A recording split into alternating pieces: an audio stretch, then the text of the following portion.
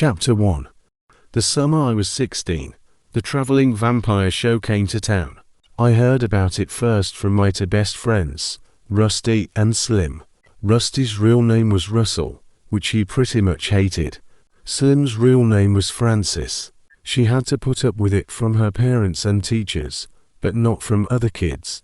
She'd tell them, "Francis is a talking mule." Asked what she wanted to be called. Her answer pretty much depended on what book she happened to be reading.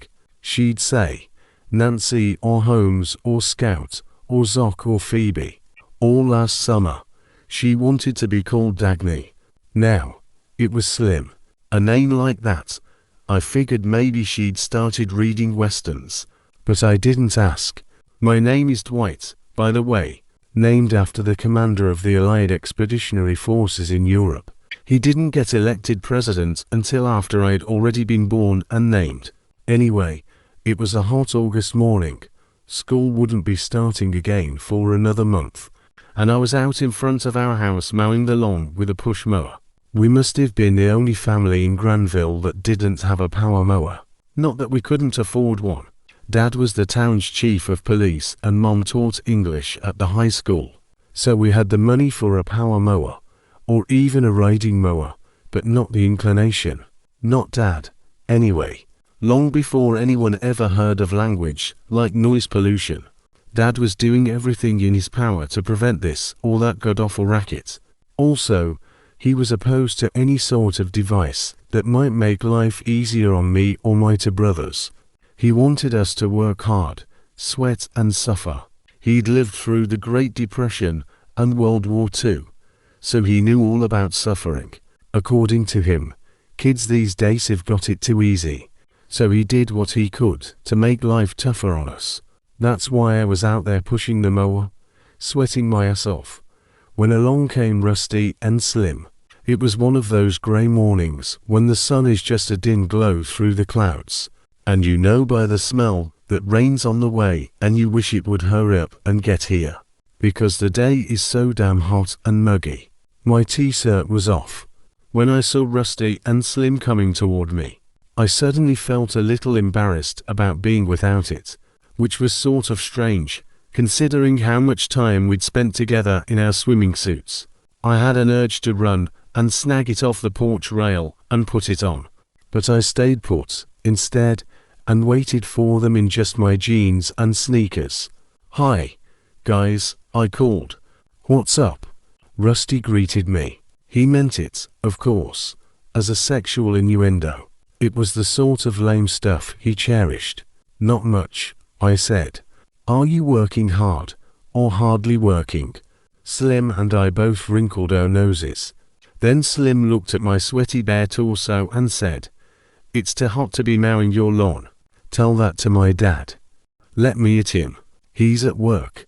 He's getting off lucky," Slim said. We were all smiling, knowing she was kidding around. She liked my dad, liked both my parents a whole lot, though she wasn't crazy about my brothers. "So how long will it take you to finish the yard?" Rusty asked. "I can quit for a while. I've just gotta have it done by the time Dad gets home from work." "Come on with us," Slim said. I gave a quick nod and ran across the grass. Nobody else was home. Dad at work, Mom away on her weekly shopping trip to the grocery store, and my brothers, one single and one married, no longer living at our house. As I charged up the porch stairs, I called over my shoulder, "Right back." I whipped my t-shirt off the railing, rushed into the house and raced upstairs to my bedroom.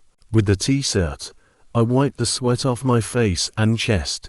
Then I stepped up to the mirror and grabbed my comb. Thanks to Dad, my hair was too short. No son of mine's gonna go around looking like a girl. I wasn't allowed to have much in the way of sideburns, either. No son of mine's gonna traipse around looking like a hood. Thanks to him, I hardly had enough hair to bother combing, but it was mussed and matted down with sweat. So I combed it anyway, making sure my part was straight as a razor, then giving the front a little curly flip. After that, I grabbed my wallet off the dresser, shoved it into a back pocket of my jeans, hurried to the closet and pulled a short-sleeved shirt off its hanger. I put it on while I hurried downstairs. Rusty and Slim were waiting on the porch. I finished fastening my buttons, then opened the screen door. "Where we going?" I asked. "You'll see," Slim said. I shut the door and followed my friends down the porch stairs. Rusty was wearing an old shirt and blue jeans. That's pretty much what we all wore when we weren't dressed up for school or church. You hardly ever caught guys our age wearing shorts. Shorts were for little kids, old farts, and girls. Slim was wearing shorts. They were cut-off blue jeans, so faded they were almost white, with frayed denim dangling and swaying like fringe on her thighs. She also wore a white t-shirt. It was big and loose and untucked, so it hung over her butt in the back. Her white swimsuit top showed through the thin fabric. It was a skimpy, bikini-type thing that tied behind her back and at the nape of her neck. She was wearing it instead of a bra. It was probably more comfortable than a bra, and definitely more practical. Mostly, in the summer, we all wore swimsuits instead of underwear. You never knew when you might end up at the municipal pool or at the river, or even when you might get caught in a downpour. I had my trunks on under my jeans that morning. They were sort of soggy with sweat from the lawn mowing, and they clung to my butt as I walked down the street with Rusty and Slim. "So what's the plan?" I asked after a while. Slim looked at me and hoisted an eyebrow. "Stage one's already been executed." "Huh?" I asked. "We freed you from the chains of oppression. Can't be mowing the yard on a day like this," Rusty explained. "Well, thanks for liberating me." "Think nothing of it," Rusty said. "Our pleasure," Slim said, and patted me on the back. It was just a buddy pat, but it gave me a sickish, excited, lonely feeling. I'd been getting that way a lot that summer when I was around Slim. It didn't necessarily involve touching, either. Sometimes, I could just be looking at her and start to feel funny. I kept it to myself, though. "Stage 2, Slim said. "We see what's going on at Jenks Field." I felt a little chill crawl up my back. "Scared?" Rusty asked. "Oh, yeah. Ooh, I'm shaking." I was, but not so much that it showed. I hoped. "We don't have to go there," Slim said. "I'm going," said Rusty. "If you guys are chicken, I'll go by myself." "What's the big deal about Jenks Field?" I asked. "This," said Rusty. The three of us had been walking abreast with Slim in the middle. Now, Rusty hustled around behind us and came over to my side. He pulled a paper out of the back pocket of his jeans. Unfolding it, he said, "These are all over town." The way he held the paper open in front of me, I knew I wasn't supposed to touch it. It seemed to be a poster or flyer, but it was bouncing around too much for me to read it. So I stopped walking. We all stopped. Slim came in close so she could look at the paper, too. It had 4 torn corners. Apparently, Rusty had ripped the poster off a wall or tree or something. It looked like this: "The traveling vampire show, come and see. The one and only known vampire in captivity. Valeria, gorgeous, beguiling, lethal. This stunning beauty, born in the wilds of Transylvania, sleeps by day in her coffin. By night she feeds on the blood of strangers. See Valeria rise from the dead. Watch as she stalks volunteers from the audience. Tremble as she sinks her teeth into their necks. Scream as she sips on their blood." Where? Jenks Field, 2 miles south of Granville on Route 3. When? One show only Friday. Midnight. How much? $10. Nobody under age 18 allowed. Amazed and excited. I shook my head and murmured where a time or two while I read the poster. But things changed when I got toward the bottom. I felt a surge of alarm, followed by a mixture of relief and disappointment. Mostly relief. "Oh, man," I muttered, trying to sound dismayed. "What a bummer." Chapter 2. A bummer? Rusty asked. "You out of your mind, man. We've got us a traveling vampire show. A real life female vampire. Right here in Granville. And it says she's gorgeous. See that? Gorgeous. Beguiling. A stunning beauty. And she's a vampire. Look what it says. She stalks volunteers from the audience and bites their necks. She sips on their blood. Bitchin', Slim said. Might be bitchin' if we could see her, I said, trying to seem gloomy about the situation. But there's no way we can get into a show like that. Eyes narrow. Rusty shook his head. That's how come we're going over there now. Oh, I said. Sometimes, when Rusty came out with stuff like that, I was about the best I could do. You know? He asked. I guess so. I had no idea. We'll look the place over, Slim said. Just see what we can see. Maybe we'll get to see her, Rusty said. He seemed pretty excited. Don't get your hopes up, Slim told him. We might, he insisted. I mean, she's gotta be around. Somebody put all those posters up, you know. And the show is tonight. They're probably over at Jenks Field, getting things ready right now. That's probably true, Slim said. But don't count on feasting your eyes on the gorgeous and stunning Valeria. He blinked at Slim, disappointment and vague confusion on his face. Then he turned his eyes to me, apparently seeking an ally. I looked at Slim. She raised both eyebrows and one corner of her mouth. The goofy expression made me ache and laugh at the same time. Forcing my eyes away from her, I said to Rusty, "The girl's a vampire, moron." Huh? Valeria. She's supposed to be a vampire. Yeah, so? He asked, as if impatient for the punchline. So you think we're gonna maybe sneak up on Jenks Field and catch her sunbathing?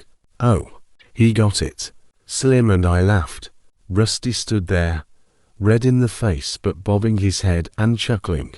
Then he said, "She's gotta be in her casket, right?" Right, Slim and I said in unison. Rusty laughed pretty hard about that, and we joined in. Then we resumed our journey toward Jenks Field. After a while, Rusty drew out in front by a stride or two, turned his head to look back at us, and said, "But seriously, maybe we will catch her sunbathing." "Are you nuts?" Slim asked. "In the nude?" "Oh, you'd like that?" "You bet." Scowling, I shook my head. "All you'd see is a little pile of ashes, and the first breeze that comes along." Slim started to sing like Peter, Paul and Mary. "The vampire, my friend, is blowing in the wind." "And even if she didn't bump to a crisp at the first touch of sunlight," I said, "she'd sure as hell know better than to put on her vampire show with a suntan." "Good point," Slim said. "She's gotta look pale. She could cover her tan with makeup," Rusty explained. "That's a point," Slim agreed. "She probably uses a ton of makeup, anyway, to give her a convincing pallor of undeadness. So why not a tan underneath it? An all-over tan," Rusty said, leering. "We've got to find you a girl," Slim said. I suddenly wondered how Slim would look sunbathing in the nude, stretched out on her back with her hands folded under her head, her eyes shut, her skin slick and golden all the way down. It excited me to imagine her that way, but it made me feel guilty, too. To push it out of my mind, I said, "How about Valeria?" "There you'll go," Slim said. "I hear she's stunning." "I'll take her," Rusty said. "You haven't even seen her yet," I pointed out. "I don't care. Don't believe everything you read," Slim told him. "Valeria might turn out to be a pug ugly, hideous hag." "I bet she's incredible," Rusty said. "She has to be." "Wishful thinking," I said. Smiling as if he knew a secret, he asked, "Want to put your money where your mouth is?" $5 says she's not gorgeous." "I haven't got $5, Rusty said, which came as no surprise. His parents gave him an allowance of $2 a week, which he was always quick to spend. I did better, myself, getting paid per chore and also doing some part-time yard work for a couple of neighbors. "How much?"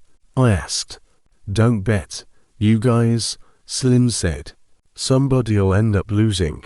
"Yeah, Rusty said. He will. You want to go in with me? You've got to be kidding, Slim said. Come on. You're always loaded. That's 'cause I don't squander my money foolishly. But this is a sure thing. How do you figure that? Slim asked. Easy. This traveling vampire show. Valeria's the main attraction, right? Sounds like she's the only attraction, I threw in. And we all know it's bullshit, right? I mean, she's no more a vampire than I am. So she has to be gorgeous, or you'd end up without any customers. I mean, you might be able to get away with having her be a fake vampire. Nobody's gonna expect a real one of those, anyway. But some people might. I broke in. Nobody with half a brain, he said. I'm not so sure of that, Slim said. We both stared at her. Maybe vampires do exist, she said, a sparkle of mischief in her eyes. Get real, Rusty said. Can you prove they don't? Why would I want to prove that? Everybody knows they don't exist. Not me, said Slim. Bullshit. He turned to me. What about you, Dwight? I'm with Slim. Big surprise. She's smarter than both of us put together, I said. Then I blushed because of the way she looked at me. Well, you are. No. I just read a lot. And I like to keep my mind open. Smiling at Rusty, she added, it's easy to have an open mind since I've only got half a brain. I didn't mean you, he said. But I'm starting to wonder. To set your mind at ease, I doubt very much that Valeria is a vampire. I suppose there's a remote possibility, but it seems highly unlikely. Now you're talking. I also agree that, since she probably isn't a vampire, she'd better be beautiful. Rusty beamed. So, you want to back my bet? Can't. You'll need someone to take a good, objective look at her and decide who wins. That'd better be me. I'll decide the winner. Fine with me, I said. I guess that'll be okay, said Rusty. Don't look so worried, Slim told him. Well, you always take Dwight's side about everything. Only when his side is the right side. And I have a feeling that you might win this one. Thanks a lot, I told her. But I promise to be fair. I know, I said. So what are we gonna wager? Rusty asked me. How much money do you want to lose? I asked him. I wasn't very confident about winning anymore. He'd made a pretty good argument. If Valeria isn't a vampire, she has to be beautiful or there'd be no show. But I saw a hole in his case. Valeria didn't have to be a real vampire for the show to work. She didn't need to be incredibly gorgeous, either. The traveling vampire show might be successful anyway, if it was really and truly exciting or scary. Let's leave money out of the wager, Slim suggested. Suppose the loser has to do something gross. Rusty grinned. Like kiss the winner's ass. Something along those lines. I frowned at Rusty. I'm not kissing your ass. It doesn't have to be that, Slim said. How about the loser kisses hers? He nodded at Slim. Her ass? The loser? Slim's face went red. Nobody's kissing my ass. Or my anything else, for that matter. There goes my next idea, Rusty said, and laughed. He could be a pretty crude guy. Why don't we just forget the whole thing? I suggested. Chicken, Rusty said. You just know you're gonna lose.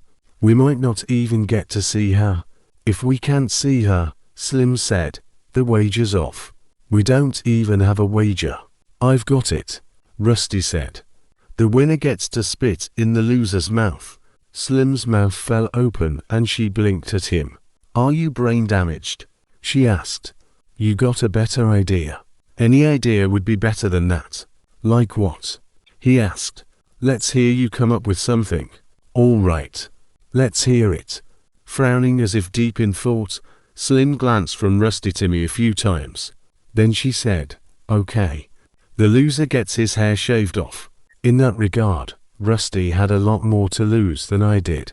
He had a head of hair that would have put Elvis Presley to shame, and he was mighty proud of it. Nose wrinkled, he muttered, I don't know. You said it's a sure thing, I reminded him. Yeah, but I don't know, man. My hair. He reached up and stroked it. I don't want to go round looking like a dog. It'll grow back, I said. Eventually, added Slim. Anyway, I'm not gonna let Dwight anywhere near me with a razor. I'll do the shaving, Slim said. Hearing that, I suddenly didn't want to win this wager. I hoped Valeria would be the most amazingly beautiful woman in the world. How about it? Slim asked. Count me in, I said. I could tell by the look on Rusty's face that he wanted to back out. But honor was at stake, so he sighed and said, all right. It's a bet. Chapter 3. The dirt road leading through the forest to Jank's field was usually unmarked. Today, though, posters for the traveling vampire show were nailed to trees on both sides of the turnoff, and a large sign the side of a cardboard box nailed to a tree pointed the way, with a red painted arrow. Above the arrow, somebody had painted vampire show in big, drippy red letters. Below the arrow, in smaller drippy letters, was written, Midnight. Nice, professional job, Slim commented. We probably aren't dealing with mental giants, I said. Why are you talking so quiet? Rusty boomed out, making us both jump. We whirled around and watched him laugh. Good one, Slim said, looking peeved. A riot, I said. You two aren't nervous, are you? Slim grimaced. Would you pipe down? What are you scared of? I wanted to bash him one in the face, but I held back. I don't think I've mentioned it yet, but Rusty wasn't exactly in the best of shape. Not a total lardass, but pudgy and soft and not exactly capable of fighting back, which might seem like an advantage if you want to slug a guy in the puss. But I knew it would make me feel lousy. And he was my best friend, after all other than Slim. Grinning, he boomed, Cat got your tongue. Slim pinched his side. He gasped, ow, and twisted away. That hurt. Keep it down, Slim said. Geez, we're gonna have to be sneaky going in, she explained. Or they'll toss our butts out and we'll never get a chance to see Valeria. Or don't you want to see her? I asked Rusty. Geez, guys, I was just screwing around. Let's hope nobody heard you, Slim said. Nobody heard me. We're miles from Jank's field. More like a few hundred yards, I told him. And sound really carries around here, Slim added. Okay, I get the point. The dirt road wasn't as wide as Route 3, so we didn't walk abreast. Slim took the lead. Rusty and I stayed pretty much beside each other. There was no sunlight. Of course, there hadn't been any sunlight before we entered the woods, just a grey gloom. But now, with trees all round and above us, the gloom was deeper, darker. Things look the way they do when you're out after supper on a summer night. And you can see just fine, so far. But you've only got maybe half an hour before it'll be too dark for playing ball. If it gets much darker, I said, Valeria won't need her casket. Rusty put a finger to his lips and went. Hissed. I gave him the finger. He smirked. After that, I kept my mouth shut. Our shoes were almost silent on the dirt road, except for sometimes when one of us stepped on a twig. Rusty was breathing fairly hard. Every so often, he muttered stuff under his breath. A very quiet tune seemed to be coming from Slim. Dee-dum, dee-doo, dee-doo-doo. It blended in with the sounds all around us of buzzing flies and mosquitoes and bees, bird tweets, and the endless flutters and rustling scurries of unseen creatures. Dee-dum, dee-doo, dee-doo. Rusty made no attempt to shush her, but suddenly he said, wait up. Slim halted. When we caught up to her, Rusty said in a hushed voice, I gotta take a leak. Slim nodded. Pick a tree, she said. He glanced from Slim to me. Don't go anywhere, okay? We'll stay right here, she told him. I nodded. Okay, he said. I'll be back in a minute. He stepped off the dirt road and made his way into the trees. Do you have to go? Slim asked me. No, me neither. She pursed her lips and blew softly through them. Then she said, "Sure is hot in here." "Yeah," I muttered. I was broiled and drenched and itchy, my clothes sticking to me. Slim's short blonde hair was matted down in coils against her scalp and forehead. Sweat ran down her face. As I watched, a drip gathered at the tip of her nose and fell. Her white t-shirt was clinging to her skin, and I could see through it. "This vampire better be worth it," she said. "Too bad we won't get to see her." Slim gave me half a smile. "If she's in her casket, we'll have to bust her out of it. We're not gonna put ourselves through all this and not get a look at her." "I don't know," I said. "Don't know what?" she asked, and peeled her t-shirt off. In spite of her bikini top, she seemed to be mostly bare skin from the waist up. She wadded her t-shirt and mopped the sweat off her face. I looked the other way. "What don't you know?" she asked. For a moment, I wasn't sure what we'd been talking about. Then I remembered. I said, "She isn't gonna be by herself." "I don't think so. Anyway, you're probably right." Lowering the shirt away from her face, she smiled and said, "She needs casket handlers." "Right. Probably has a whole crew." She wiped her chest, her arms. "And they might not be model citizens," I said, laughing softly. She lowered her head and began to wipe the sweat off her belly and sides. I sneaked a glance at her breasts. The thin pouches of her bikini top were stretched smooth with them. And the edges of the fabric, I glimpsed pale slopes of skin. "We'll have to be careful," I said. "Yeah. If they look really scurvy, we'd better forget the whole thing." Hearing footsteps, we both turned our heads and saw Rusty trudging toward us. Slim continued to rub at herself with the bald shirt. I wanted her to put it back on, but I didn't say anything. "All set," Rusty said. I saw him check her out. "What's going on?" "Nothing much," Slim told him. "Just waiting for you. We're thinking we'll have to be really careful," I explained. "Valeria's gonna have casket keepers," Slim threw in. Rusty smiled and nodded. "No telling how many people might be with the show," I said. "And it's likely a scummy lot," added Slim with a bit of Long John Silver in her voice. "They go around with a traveling vampire show," Rusty said. "They've gotta be at least a little strange. And maybe dangerous," I said. Rusty suddenly frowned. "You guys aren't gonna chicken out, are you?" Before either of us had a chance to answer, he said, "'Cause I'm going irregardless." "Irregardless ain't a word, Einstein," Slim told him. "Is too." She wasn't one to argue. She just gave him a funny smile, then pulled her t-shirt on. "Let's go." After that, none of us said anything. We weren't that far from Jenks Field, so I think we were starting to get more nervous. Jenks Field was the sort of place that made you nervous no matter what. First off, nothing grows there. It's a big patch of hard bare dirt surrounded by thick green woods. But it's not bare on purpose. Nobody clears the field. As far as anyone knows, Jenks Field has always been that way. I've heard people say the dirt there is poison. I think they're wrong about that, though. Jenks Field has more than its share of wildlife, the sort that lives in holes in the ground: ants, spiders, snakes, and so on. Some people say aliens landed there, and that's why nothing will grow. Sure thing. Others say the field is cursed. I might go along with that.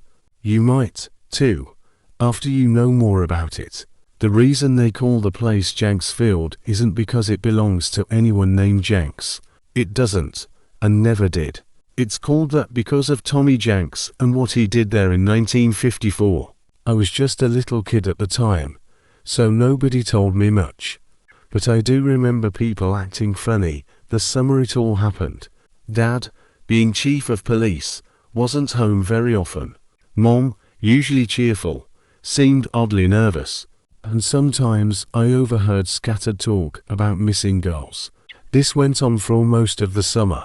Then something big happened and everyone went crazy. All the grown-ups were pale and whispering, and I caught bits and pieces like some kind of monster. and dear God, and their poor parents, and always knew there was something off about him. As it turns out, some Boy Scouts had hiked into the field and found Tommy Jenks sitting by a campfire. He was a deaf mute, so he never heard them coming. They caught him with a gob of meat on the end of a stick. He was roasting it over the fire. It turned out to be the heart of one of the missing girls. Must it been awful, walking into a scene like that? Those Boy Scouts became instant heroes. We envied them, hated them, and longed to be their friends. Not because they captured Tommy Jenks, my dad did that, but because they got to see him cooking that heart over the fire. Those scouts were legends in their own time. One of them, years later, ended up committing suicide, and that's another story. I'll stick to this one. After my dad busted Tommy, he led a crew out to the field, and they found the remains of 23 bodies buried there. 6 belonged to the girls who'd disappeared that summer. The rest, they'd been there longer. Some, for maybe 5 years. Others, for more like 20 or 30. I've heard that several of them might have been in the ground for 100 years.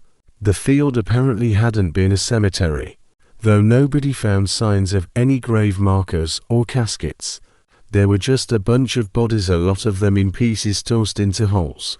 Tommy Jenks got himself fried in the electric chair. The clearing got itself called Jenks Field.